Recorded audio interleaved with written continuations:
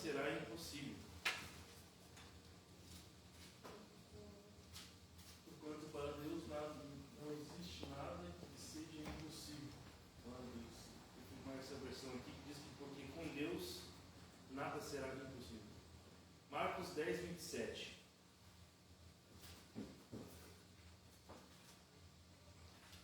Glória a Deus. E Jesus, olhando para eles, disse: com homens isso é impossível, mas não com Deus, porque com Deus todas as coisas são possíveis. E Jesus, fixando neles o olhar, lhes revelou: para o homem isso é impossível, todavia não para o Senhor, pois para Deus tudo é possível. Vejam que nos dois versículos que nós lemos, diz que com Deus nada será impossível. É interessante que fala que com Deus nada será impossível. Não é com o Fábio, não é com o pastor, não é com o ministro de louvor, não é com o ministro do som, não é com o irmãozinho da padaria, não. Com Deus. É interessante que fala que é com Deus as coisas são possíveis. Não é na minha vontade, não é no meu braço, não é no meu querer. A gente se atrapalha muito nisso, no que é o meu querer, a minha vontade, aquilo que eu quero, com aquilo que Deus tem para mim, com aquilo que Deus escreveu para mim, com aquilo que Deus planejou para mim. Sabe, você é um projeto de Deus para a sociedade. E a gente elabora, não, porque o meu projeto, o meu plano, o meu sonho, mas você já parou 5 minutos da sua vida para analisar se os teus planos, os teus projetos, os teus sonhos estão vinculados aos planos de Deus para a tua vida? Eles estão linkados com o que Deus tem para a sua vida? Ah, mas não, eu quero ser médico, tá, mas é o que Deus tem para ti? É o que Deus quer para ti? Qual a finalidade disso? Não, porque eu quero ser um empreendedor e eu quero ter empresa, tá, mas qual é a finalidade disso? E como saber? Lê a Bíblia, irmão.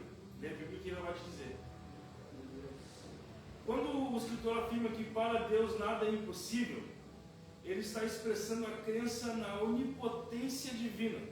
Isso significa que, na perspectiva do autor e da fé a que ele se refere, Deus possui poder ilimitado e irrestrito. Eu acho que eu não sei se eu disse certo. É ilimitado e irrestrito. Aleluia. Então significa que Deus ele não tem limites, não tem restrições. Amém? Mas daí eu vim na igreja num culto de quarta-feira, num culto de sábado, mas na terça-feira eu estou em outra religião, buscando um outro Deus, porque eu quero uma bênção diferente. Irmãos, nosso meio existíssimos. Verdade. E Deus está falando para nós essa noite, tome um posicionamento. Porque em cima do muro, tem uma historinha que conta que havia um jovem em cima do muro. Aí tinha anjos de um lado, demônios do outro, e os anjos tudo gritando, João, dizendo, vem para cá, desce para cá, e do outro lado os demônios quietos. E disse que aquele jovem ficou, mas cara, por que os anjos gritam, né, para mim para lá, e os demônios estão quietos? Aí diz que o rei do inferno olhou para ele e disse assim, rapaz, é que quando está em cima do mundo tem mais nossa do que deles. Aleluia.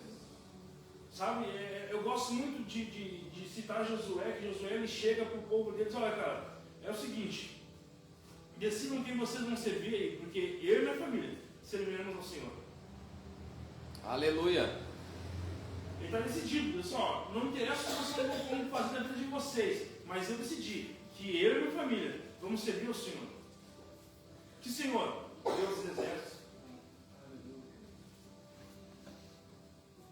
Primeira coisa que eu vejo de característica em alguém que ele reconhece que nosso Deus ele é um Deus do impossível,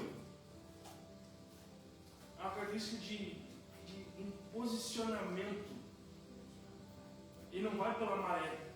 Não, eu vou para a igreja do fulaninho lá, porque lá tem um movimento, lá tem uns negócios lá diferentes, lá o louvor é e não acontecem umas coisas. Deixa eu falar uma coisa assim, ó. O diabo também faz milagre.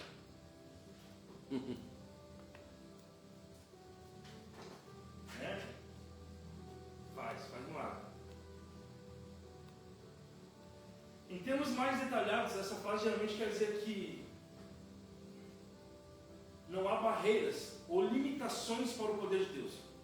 Ele pode realizar feitos que estão além da compreensão e capacidade humanas, desafiando as leis naturais ou as expectativas lógicas. Tinha um certo homem que ele estava guerreando por Deus e a guerra ela estava iniciando a parte do entardecer e começando a anoitecer. E ele sabia que aquela guerra tinha que acabar antes do anoitecer. E ele recorreu a Deus, dizendo: Deus, para o sol onde está e a lua onde está, dá ordem a eles. E a Bíblia vai relatar que Deus ele dá o comando, e o sol para onde tem que parar, a lua para onde tem que estar. Na verdade, eles não deveriam estar, porque já deveria ter feito a questão do anoitecer, mas Deus segurou. E se há uma tese, essa tese eu não vou dizer se é verdade ou não, mas se há uma tese que dentro da NASA se fez um estudo para se posar o foguete na Lua. E fazia um cálculo daqui, fazia um cálculo de lá e não dava certo. Aí até que um se lembrou dessa passagem de Josué e refizeram os cálculos. E deu certinho para posar o foguete na Lua. Mas agora, por último, fizeram alguns estudos, alguns cientistas cristãos fizeram estudos baseados nos fatos que aconteceram na Bíblia. E se voltar 3.000 e alguma coisa de anos atrás, vai se falar que teve um eclipse solar, ou um eclipse lunar. Agora eu não sei a referência correta, se é lunar ou se é solar. O Eric é mais estudado, pode me ajudar aí. Onde realmente se constata que a Terra parou o movimento do Sol onde não era para ter parado. E a Lua ficou onde não deveria ter estado. Ou seja, é algo que somente Deus pode fazer. E está sendo comprovado cientificamente muitas coisas dentro da Bíblia. Por cientistas, até mesmo às vezes ateus, que sem querer descobrem que realmente o que está dentro da Bíblia aconteceu de fato. Deus ele pode intervir na realidade de forma sobrenatural. Milagres, curas inexplicáveis, soluções para problemas aparentemente insolúveis. Tudo isso se enquadra na ideia de que nada é impossível para Ele. E quem fala isso para você, irmãos, é um jovem. Sou jovem, tenho 34, sou jovem ainda. Vem dizer um pastor amigo meu, velho é o capeta. Sou jovem. A minha mãe, ela não poderia ter filhos, cientificamente falando. A medicina falava: olha, você não pode ter filhos, porque você tem abortos espontâneos. Ela tentou uma gestação, não deu certo, tentou duas, não deu certo. Na terceira, deu certo, eu nasci. Na quarta vez não deu certo, na quinta vez nasceu minha irmã. Ambos nasceram com prematuros. A minha irmã nasceu pior, nasceu com 5 meses e alguma coisa. Ficou um tempo no hospital e tudo mais. O que eu quero falar com isso? Que quando é um planejamento de Deus, é um projeto de Deus, toda a vida gerada é um projeto de Deus. Amém. Glória a Deus. Mas, irmão, Aleluia. Uma vida que foi gerada por causa de um ato que não é legal. É um projeto de Deus. O ato não. A vida sim. É interessante aqui, eu vou abrir um parênteses aqui. A gente tem leis que, se a gente for na Amazonas, e a gente tem uma espécie de ave lá, que se a gente pegar um ovo daqueles e quebrar, é um crime inapreciável. Não tem fiança. Você vai preso. Só que algumas mulheres brasileiras, e até mesmo europeias e americanas, etc e tal, elas estão correndo contra o tempo para aprovar uma lei de aborto. Ou seja, gerada ali não tem vida, não tem importância. Mas um ovo de uma espécie de ave, nada contra aves. Eu amo passarinho, eu amo animais. Tenho uma ave lá em casa, está quase perto de um zoológico. Só que, irmãos, uma vida de um animal não é mais importante que a vida de um ser humano. Não, prova na Bíblia, prova na Bíblia. Em Mateus 6, 36, eu acho que vai falar, Jesus vai falar sobre por que andais ansiosos, por que andais de comer, beber, vestir. Olha as aves do céu. Ou seja, uma comparação, ainda bota Salomão lá no nem Salomão se vestiu como eles. Ou seja, Deus também se importa com o animal, mas Ele se importa com o ser humano, dizendo que, cara, se eu cuido dos animais, que amanhã é um nada, quem dirá vocês que eu dei o meu filho? Aleluia, glória a Deus.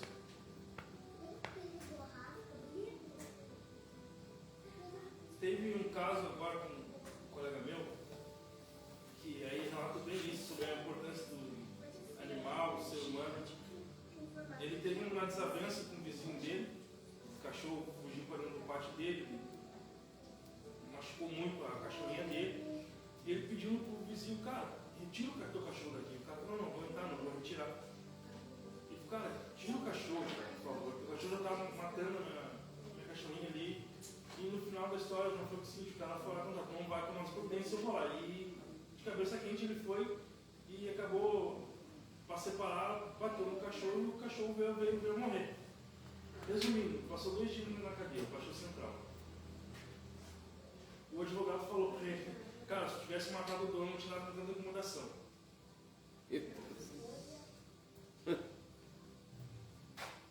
É pesado ouvir, mas os valores estão invertidos.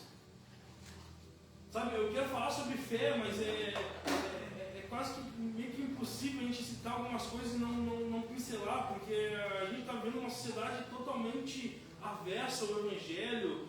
Parece que nós estamos repelindo o Evangelho das nossas vidas, preferindo o meu eu tem que falar mais alto, a minha vontade tem que falar mais alto, sabe? O meu querer, não aquilo que eu acho, aquilo que eu penso. Cara, eu quando vou discutir com algumas pessoas e eu entendo discutir como brigar, eu primeiro pergunto assim, cara, tu quer saber o que a Bíblia fala ou o que o homem carnal fala?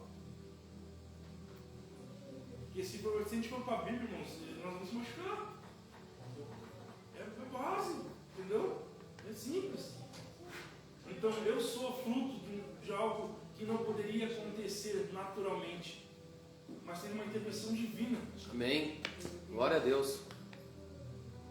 Outro tópico. É um convite à fé e à esperança. A afirmação serve para inspirar a confiança de que, mesmo nas situações mais difíceis, há a possibilidade de uma intervenção divina que pode mudar o curso dos acontecimentos. Sabe, aqui eu fico imaginando Elias, depois de ele fazer uma grande guerra contra os profetas de Baal, e ele caçoava esse cara, fala assim, cara, fala mais alto que eu acho que hoje você está dormindo ainda. E ele sai daquela batalha espiritual ali, com medo de uma mulher chamada Jezabel, e ele vai se esconder numa caverna. Ou seja, do cara mais top de linha, ele passa a ser o cara mais frouxo, pedindo a própria morte. E aí Deus vai mostrar a sua soberania. E vai mandar um corvo, que na realidade o corvo não é um animal corvo, mas sim um povo que se tinha essa nomenclatura. Servir ele, servir comida, servir água para ele beber, e para ele dizer, cara, caminha mais um pouco. Meu Deus. Nas situações mais difíceis é onde Deus se revela. Sabe, quem já ouviu falar aquele jargão tão falado no nosso meio cristão, que é, quem não vem pelo amor, vem pela dor. Tá, ok, eu não discordo, mas por mais que você venha num momento de sofrimento, você veio porque você encontrou um amor que é incompreensível na maioria das vezes. E você veio para Jesus num momento complicado da sua vida. Eu, quando encontrei a Cristo, na realidade Ele me encontrou, foi no momento que eu pensava em tirar minha própria vida. Onde o inimigo, ele me acusava e dizia, cara, tu só faz peso para a terra. E eu concordei com aquilo. Só que eu ouvi uma voz dizendo para mim, não faça isso. Depois eu fui entender, cara, que voz é essa? Eu entendi que era a voz do meu Pai. Meu Pai Celestial. Aleluia, Jesus. Aleluia. Glória Sabe? a Deus. E aí eu vi uma intervenção divina naquele momento na minha vida. Dizendo para mim, cara, olha, para a sociedade tu pode não ter valor.